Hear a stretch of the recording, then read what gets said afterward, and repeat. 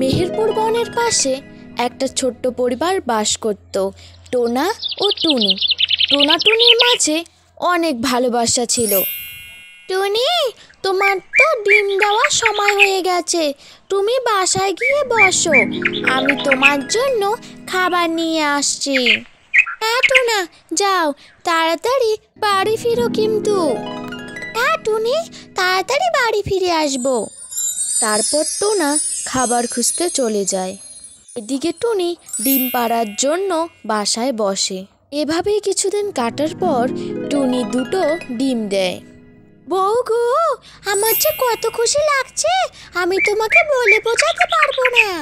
হ্যাঁ গো টোনা, আমারও অনেক খুশি লাগছে। তুমি বনে গিয়ে সবাইকে বলে এসো আমাদের এই আনন্দের কথাটা। হ্যাঁ টুনি, আমি এক্ষুনি যাচ্ছি। তারপর টোনা সবাইকে খুশির খবর দিতে যায়। শোনো বন্ধুরা, টুনি দুটো ডিম পেড়েছে। কয়দিন পরে ওই ডিম থেকে দুটো সুন্দর সুন্দর ছানা বের হবে। তাই সবাইকে আমি নিমন্ত্রণ করতে এসেছি, সবাই আমার বাড়িতে যেও। এভাবেই কয়েকদিন কেটে যায়। অবশেষে টুনির ডিম ফুটে বাচ্চা বের হওয়ার সময় হয়ে আসে। টুনি, আজকের তো তোমার ডিম ফুটে বাচ্চা বের হবে। টুনি, টোনা, আমার খুব ভয় লাগছে, আমার ছেলে ছানা হবে না মেয়ে ছানা হবে কে জানে।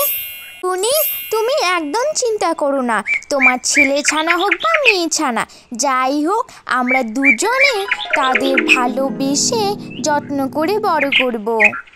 গো টোনা, যাও, তুমি ঘরে গিয়ে খাবার খেয়ে নাও। যাই, আমি খেয়ে আসি, তুমি ডিমে তা দাও। টোনা খেতে চলে যায়। এদিকে টুনি ডিমে তা দিতে থাকে। কিছুক্ষণ পর ডিম থেকে দুটো মেয়ে ছানা বের হয়। তা দেখে টুনি অনেক খুশি হয়। বাবা, আমার দুটো ফুটফুটে মেয়ে ছানা বের হয়েছে, টোনা অবশ্যই অনেক খুশি হবে। এ কথা ভাবতে না ভাবতেই টোনা সেখানে চলে আসে। টুনি, তোমার কি মেয়ে ছানা জন্ম হয়েছে? বাহ, আমার মেয়ে তো খুব সুন্দর দেখতে হয়েছে। টুনি, আমি বাজারে যাই, আমার মেয়েদের সবাই দেখতে আসবে, তাদের জন্য মিষ্টি নিয়ে আসি। হ্যাঁ টোনা, যাও। তারপর টোনা মিষ্টি আনতে যায়। এদিকে টুনি বাচ্চাদের সঙ্গে খেলতে থাকে। টুনির ঘরে সর্প আসে। সর্প দাদা, দাঁড়াও, টোনা বাজারে গেল মিষ্টি আনতে, একটু মিষ্টি খেয়ে যাও, আমার দুটো মেয়ে ছানা হয়েছে। সর্প দাদা, এ তো ভালো খবর টুনি, আমি যে এসেছি টোনাকে কথা বলবে না, আর কয়দিন পরে তোমার মেয়েরা বড় হলে আমাদের বাড়িতে ঘুরতে যেও। আচ্ছা সর্প দাদা, আমি টোনাকে কিছু বলবো না, আর অবশ্যই আমি তোমার বাড়ি ঘুরতে যাব। ঠিক আছে টুনি, আজকে আমি চলি। এ কথা বলে সর্প সেখান থেকে চলে যায়। টোনা বাজার থেকে ফিরে আসে। টুনি, আমাদের ঘরে কেউ এসেছিল নাকি? না গো টোনা, কেউ আসেনি। এভাবেই কয়েকদিন কেটে যায়। টুনির মেয়েরা এখন বড় হয়ে গেছে। শোনো টুনি, আমি 2 দিনের জন্য বিদেশে যাচ্ছি, তুমি মেয়েদের খেয়াল রেখো। আচ্ছা টোনা, তুমি কোনো চিন্তা করো না, তুমি নিশ্চিন্তে যাও। তারপর টোনা বিদেশে চলে যায়। তোদের বাবা তো চলে গেল, এখন বাড়িতে কি করি বলতো? চল সর্পদাদার বাড়ি থেকে ঘুরে আসি। পর টুনি আর টুনির মেয়েরা সর্পদাদার বাড়ির উদ্দেশ্যে রওনা দেয়। সর্পদাদা, তোমাদের বাড়িতে একটু ঘুরতে এলাম। খুব ভালো করেছো টুনি। সর্পদাদা, আমি ঘর তালা দিতে ভুলে গেছি, আমি বাড়িতে গিয়ে এক্ষুনি আসছি। এরপর টুনি ঘর তালা দেওয়ার জন্য বাড়িতে যায়।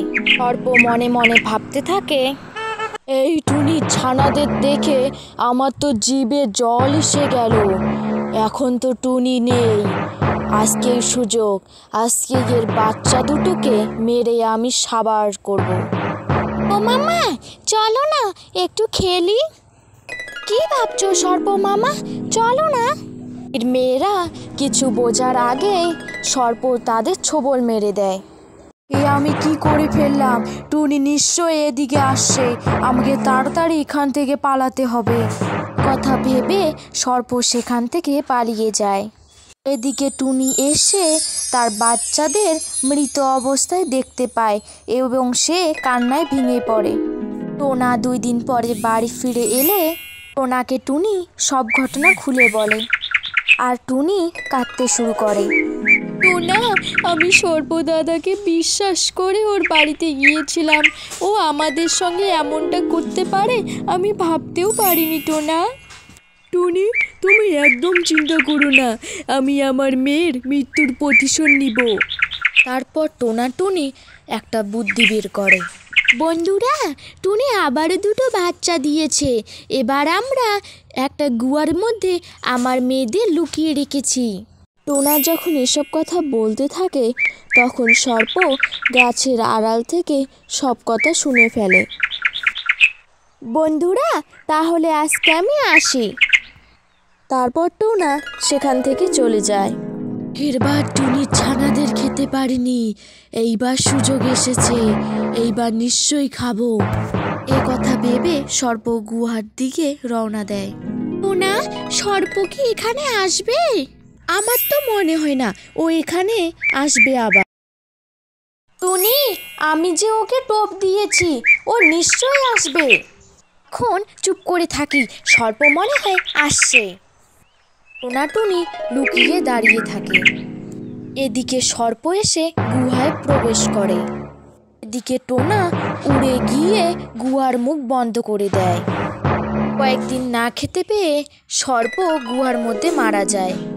এভাবেই টোনা টুনি তার 2 মেয়ের মৃত্যুর প্রতিশোধ নেয়।